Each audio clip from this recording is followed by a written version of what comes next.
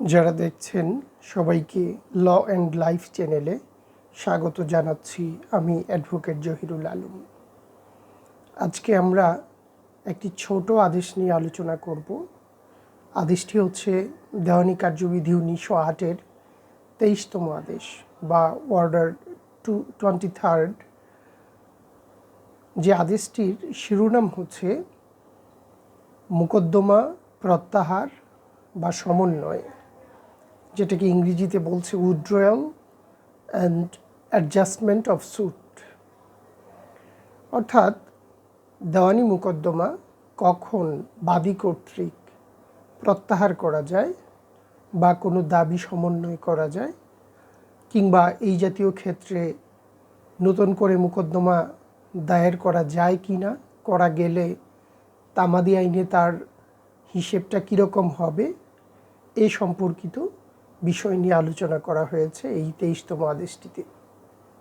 আদেশটি ছোট, মাত্র 4টি বিধি রয়েছে, কিন্তু এই আদেশটির গুরুত্ব রয়েছে। কেননা মোকদ্দমা আদালতের বাইরে সমাপ্ত হওয়া একটা গুরুত্বপূর্ণ ব্যাপার, যেটার জন্য আমরা জানি অল্টারনেটিভ ডিসপিউট রেজুলেশন বা এডিআর সম্পর্কিত আলাদা বিধান রয়েছে। এভাবেও সমন্বয় হতে পারে, অথবা কোনো একটি মোকদ্দমা দায়ের হওয়ার পর কোনো একটি পক্ষ বা বাদী যদি মনে করে যে তার দাবি কোনো একটি সুনির্দিষ্ট বিষয়ে সে যে দাবি করেছে তা এই মোকদ্দমায় যথাযথ নয়, একটা অংশ দাবির, সেটি নিয়ে তার পৃথক মোকদ্দমা দায়ের করা প্রয়োজন, এই জাতীয় ক্ষেত্রে তার সেটা কিন্তু প্রত্যাহার করার আবশ্যকতা দেখা দেয়।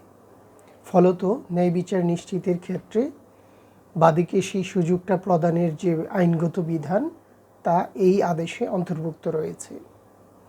প্রথমে আমরা দেখব যে এই আদেশের এক বিধিতে বলা হচ্ছে যে বাদী যে কোনো সময় মোকদ্দমার যে কোনো পর্যায়ে মোকদ্দমা প্রত্যাহার করতে পারে অথবা মোকদ্দমার আংশিক দাবি সমন্বয় করার আবেদন করতে পারে, এবং সেই সমন্বয়টা হতে পারে তার দাবি প্রাপ্তি সাপেক্ষে, অথবা হতে পারে এই ব্যাপারটি নিয়ে তার পৃথক মোকদ্দমা দায়েরের কারণ উদ্ভব হয়েছে বিধায় তার প্রত্যাহার করা প্রয়োজন, আংশিক দাবি।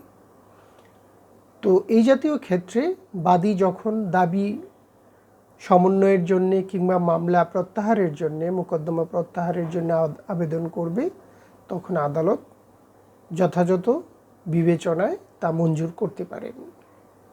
তবে এইখানে একটি গুরুত্বপূর্ণ বিষয় হচ্ছে, কোনো ব্যক্তি যদি আদালতের অনুমতি ব্যতীত কোনো মামলা প্রত্যাহার করে বা কোনো আংশিক দাবি প্রত্যাহার করে, তখন সে ওই বিষয়টি নিয়ে পৃথক মামলা করার সুযোগটা হারাবে, মানে পরবর্তীতে সে আর সেটা নিয়ে পৃথক মামলা করতে পারবে না। কখন করতে পারবে? যখন সে আদালতের অনুমতিক্রমে মামলাটি প্রত্যাহার করবে বা আংশিক দাবি সমন্বয় করবে, এবং সেই ক্ষেত্রে আদালত তাকে পৃথক মোকদ্দমা দায়েরের অনুমতি প্রদান সহ সেই দাবি সমন্বয় করতে পারেন বা মামলা প্রত্যাহারের অনুমতি দিতে পারেন। কাজেই আমরা দেখতে পাচ্ছি যে মানে যথেচ্ছাভাবে মামলা প্রত্যাহার করলেই কিন্তু নতুন মামলা দায়ের করা যাবে না। এখন প্রশ্ন হচ্ছে, এই জাতীয় ক্ষেত্রে তামাদির ব্যাপারটা কি হবে? তামাদির ব্যাপারে বলা হচ্ছে পরবর্তী বিধিতে যে প্রথম মামলাটা দায়ের করার ফলে বা প্রথম মামলা দায়েরের যে বিষয়, এটা তামাদির ক্ষেত্রে কোনো প্রভাব ফেলবে না। অর্থাৎ একটি মামলা দায়ের করা হলো নির্ধারিত তামাদি সময়ের মধ্যে, এখন এই মামলাটা মাঝপথে এসে বাদী প্রত্যাহার করে নিল, কারণ তার কাছে সেটি যথেষ্ট নয় মনে হচ্ছে, বা তার এই মামলায় সে অ্যামেন্ডমেন্ট করেও তার কাঙ্ক্ষিত প্রতিকার আওতাভুক্ত হবে না, তার ভিন্ন কোনো বিষয় আছে, সেটা আইনগত জটিলতা বা তথ্যগত জটিলতা, যে কোনো জটিলতার কারণে তাকে পৃথক মোকদ্দমা দায়ের করতে হবে, এরকম সে উপলব্ধি করছে। এখন সে মামলাটা প্রত্যাহার করতে চায়। এখন দেখা গেল মামলাটা যখন আমরা ধরে নিই যে এই মামলার তামাদি সময় ছিল তার 3 বছর। এখন এই প্রথম মামলাটা দায়ের করতে গিয়ে তার 2 বছর চলে গিয়েছে। এখন সে মামলাটা প্রত্যাহার করে নিয়ে এই বিষয় সম্পর্কে সে পুনরায় তার যা যা দাবি আছে বা যেভাবে তার মোকদ্দমাটি দায়ের করা প্রয়োজন সেইভাবে সে নতুন করে একটি মোকদ্দমা দায়ের করবে।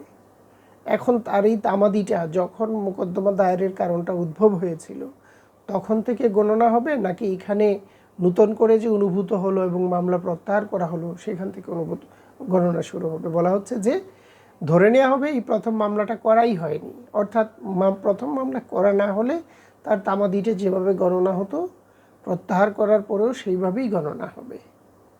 তার মানে ওই তার শুরু থেকে তামাদি গণনা করে আসতে হবে। এটা হচ্ছে আরেকটি ইম্পর্টেন্ট বিষয়।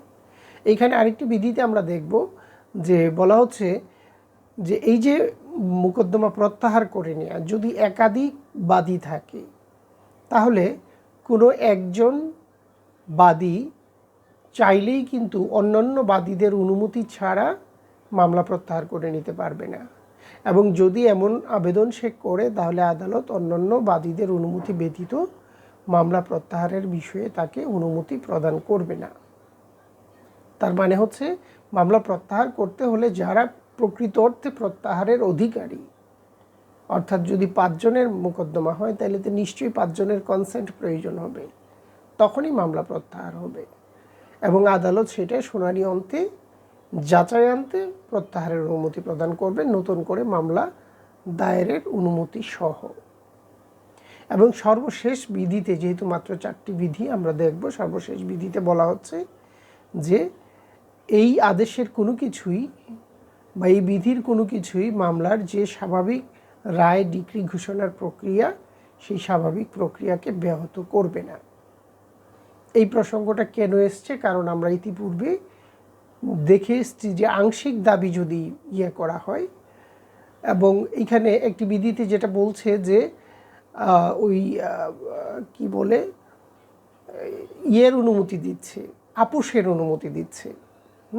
আপোষের অনুমতির জন্যে আমরা দেখব বলছে যে যদি কোনো বাদী কোনো পক্ষের সাথে কোনো আপোষ মীমাংসায় আসে কোনো বিষয় নিয়ে, তখন সেটা 3 বিধিতে আছে যে সেটা সে আপোষ করে নিতে পারবে, এবং সেই আপোষের ব্যাপারটা যে জায়গাটায় সে বা যে অংশটা নিয়ে সে আপোষ করেছে যদি খণ্ডিতভাবে আপোষ করে, সেই অংশটি নিয়ে তার দাবি পূরণ হলে আপোষের বিষয়টি আদালতকে জ্ঞাত করার পর আদালত সেই বিষয়ের উপর একটি আদেশ প্রদান করবেন, একটা রায় বা ডিক্রি প্রদান করবেন ওই আপোষের প্রেক্ষিতে। তাহলে এই যে একটা অংশে আপোষের প্রেক্ষিতে একটা ডিক্রি প্রদান হলো, এখন সম্পূর্ণ মোকদ্দমায় রায় ডিক্রি প্রদানের ক্ষেত্রে এটা কোনো প্রভাব ফেলবে না। তাহলে এই 23তম আদেশ থেকে আমরা যে বিষয়টি জানলাম, প্রথমত হচ্ছে মামলা প্রত্যাহার সম্পর্কিত কিংবা দাবি সমন্বয়, তারপর হচ্ছে তামাদির ব্যাপারটা। প্রথম বিধিতেই আমরা দেখব অনেকগুলো উপবিধি রয়েছে, এর মধ্যে সবগুলো কথা বলা আছে। তারপর তামাদির ব্যাপার বলা আছে, তারপর বলা হচ্ছে যে আপোষ মীমাংসা করার ক্ষেত্রে সেটা যে করতে পারবে সেই অনুমতিটা সুযোগটা দেওয়া হচ্ছে, এবং সর্বশেষ বলা হচ্ছে যে এই খণ্ডিত অংশের ক্ষেত্রে বা যে কোনো পরিস্থিতিতে এই বিধির কোনো কিছুই মোকদ্দমার রায় ডিক্রি ঘোষণার ক্ষেত্রে কোনো প্রভাব ফেলবে না। তো আমরা আমাদের আলোচনার ধারাবাহিকতা রক্ষার্থে এই ছোট আদেশটি নিয়ে আজকে আলোচনা করেছি। আমরা আমাদের এই চ্যানেলে ইতিপূর্বে দেওয়ানি কার্যবিধি 1908-এর যে ধারার অংশ রয়েছে সেখান থেকে আমরা সবগুলো ধারা নিয়ে আলোচনা করেছি বিভিন্ন পর্বে। তারপর যে আদেশের অংশ রয়েছে সেই আদেশসমূহের মধ্যে আজকে আমরা 23তম আদেশ সম্পর্কে আলোচনা করেছি। তার মানে এর আগে আমরা আদেশ 1 থেকে 22 পর্যন্ত বিভিন্ন পর্বে আলোচনা করেছি। উপরন্তু যে আপিল সম্পর্কিত যে আদেশ রয়েছে, আদেশ 41, এর পরবর্তীতে রিভিশন ইত্যাদি একেবারে 47 পর্যন্ত আদেশ, সেগুলো নিয়েও আমরা বিভিন্ন পর্বে আলোচনা করেছি। এবং আমরা এই 23 আদেশ থেকে ধারাবাহিকভাবে পরবর্তী আদেশগুলো নিয়েও আমরা আলোচনা করব।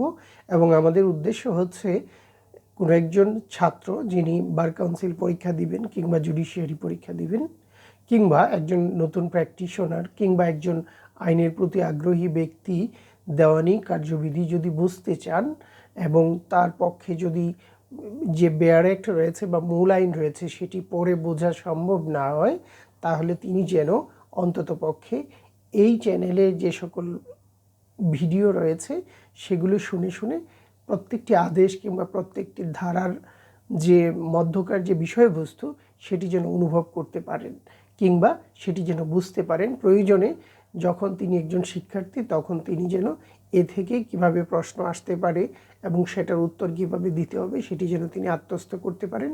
উপরন্তু প্রায়োগিক ক্ষেত্রে কোন আদেশ বা কোন ধারা কোন ব্যাপারকে সংজ্ঞায়িত করছে বা কোন ব্যাপারে বিধান নির্দেশ করছে সেই ব্যাপারগুলো যেন শুধুমাত্র এই ভিডিও শোনার মাধ্যমেই একজন বুঝতে সক্ষম হন, সেই উদ্দেশ্যকে সামনে রেখেই আমরা আমাদের এই চ্যানেলে এই সকল বিষয় নিয়ে আলোচনা করার চেষ্টা করেছি।